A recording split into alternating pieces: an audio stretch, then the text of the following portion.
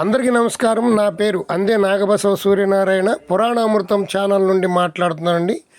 ఇది రావులపాలెం సిటీ అండి. ఇది రావులపాలెం టౌను. ఇక్కడి నుంచి మనం కోనసీమలోకి వెళ్ళడానికి ఇదిగోండి సింహద్వారం. ఇక్కడి నుంచి ఈ సింహద్వారం గుండా లోనకి వెళితే అంతా కోనసీమ అందాలన్నీ మనం చూడవచ్చు. చాలా అద్భుతంగా ఉంటుందండి కోనసీమ. ఈ రావులపాలెం ఇక్కడి నుంచి స్టార్ట్ అవుతుంది. మనకి రావులపాలెం నుంచి కోనసీమలో వెళ్ళేటువంటి దారిలో అద్భుతమైనటువంటి కొబ్బరి చెట్లు, అందమైనటువంటి లొకేషన్స్ అన్నీ కూడా మనం చూసుకుంటూ వెళదాం. ఈ రావులపాలెంలో పువ్వులు చాలా ఎక్కువగా అమ్ముతూ ఉంటారండి. కొంచెం చౌకగా కూడా ఉంటాయి. ఇక్కడికి దగ్గరలోనే కడియం అనేటువంటి పెద్ద పూల మార్కెట్ ఉంది. ఆ పూల మార్కెట్ కూడా మన పురాణామృతం ఛానల్లో ఒక 8 months బ్యాక్ పెట్టడం జరిగింది. వీలైతే మిస్ అయితే అది కూడా చూడండి, చాలా బాగుంటుంది.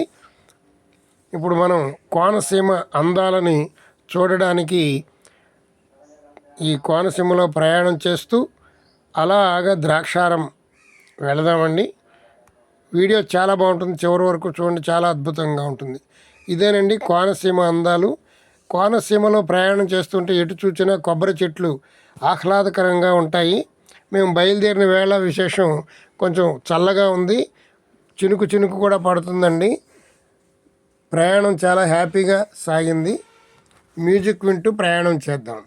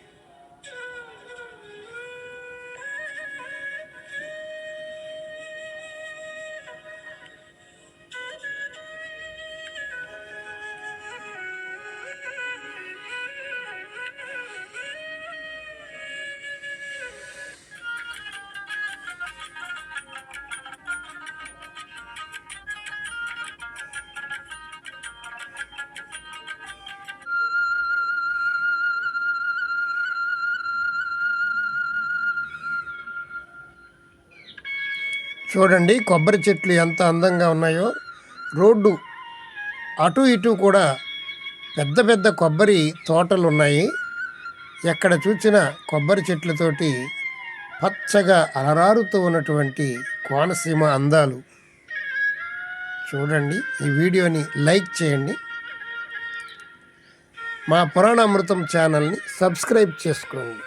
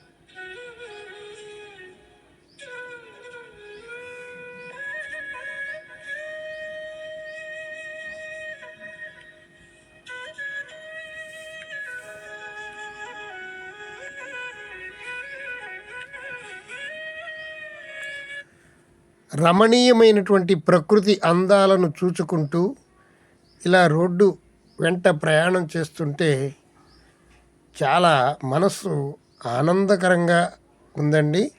ఈ దారిలోని మనకి అనేక ఆలయాలు మనకు దర్శనమిస్తూ ఉంటాయి.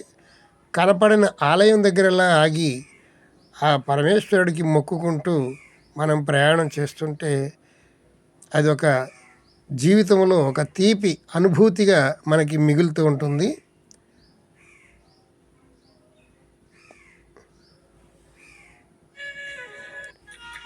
ఇదిగోనండి, ఇదే ద్రాక్షారామ భీమేశ్వర ఆలయము. ఇప్పుడు ద్రాక్షారామం వచ్చామండి. ఇది ద్రాక్షారామం సిటీ టౌను ఇలా ఉంటుంది. ఇదిగోనండి, ద్రాక్షారామ ఆలయం ముందు కారు పార్కింగ్ కూడా ఉంది. ఇక్కడి నుంచి మనం యానాం కూడా వెళ్ళవచ్చు, ముమ్మడివరం కూడా వెళ్ళవచ్చు. అన్ని రూట్లకి అన్ని ఊళ్ళకి వెళ్ళడానికి ఇక్కడి నుంచి రూటు సదుపాయంగా ఉంటుంది. ఇది ద్రాక్షారామం. దక్షుడు యజ్ఞం చేసింది ఇక్కడేనండి.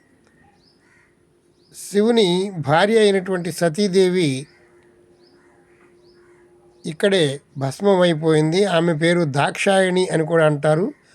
ఆ దాక్షాయణి పేరు మీదనే ఈ గ్రామానికి దక్షారామం అని అనేవారు. కాలక్రమేణీ ద్రాక్షారామంగా రూపాంతరం చెందింది. ఇది చాలా పుణ్య ప్రదేశం. కృతయుగము నాటి నుండి ఉన్నటువంటి ఈ గ్రామం చాలా పురాణాలలో కూడా ప్రసిద్ధికి ఎక్కినటువంటి గ్రామం. మా పురాణామృతం ఛానల్ని సబ్స్క్రైబ్ చేసుకోండి, బెల్ ఐకాన్ నొక్కండి. మరిన్ని మంచి వీడియోలు మీకు అందించడానికి నాకు ప్రోత్సాహం అందించండి. మా ఛానల్ని సబ్స్క్రైబ్ చేసుకోండి, బెల్ ఐకాన్ నొక్కండి. సర్వే జనా సుఖినో భవంతు, సమస్త సన్మంగళాని సంతు. హరి ఓం తత్సత్. మీరు కూడా అప్పుడప్పుడు తీర్థయాత్రలు చేస్తూ ఉండండి. మనస్సు ఉల్లాసంగా, ఆనందంగా, హాయిగా ఉంటుంది. Thank you very much.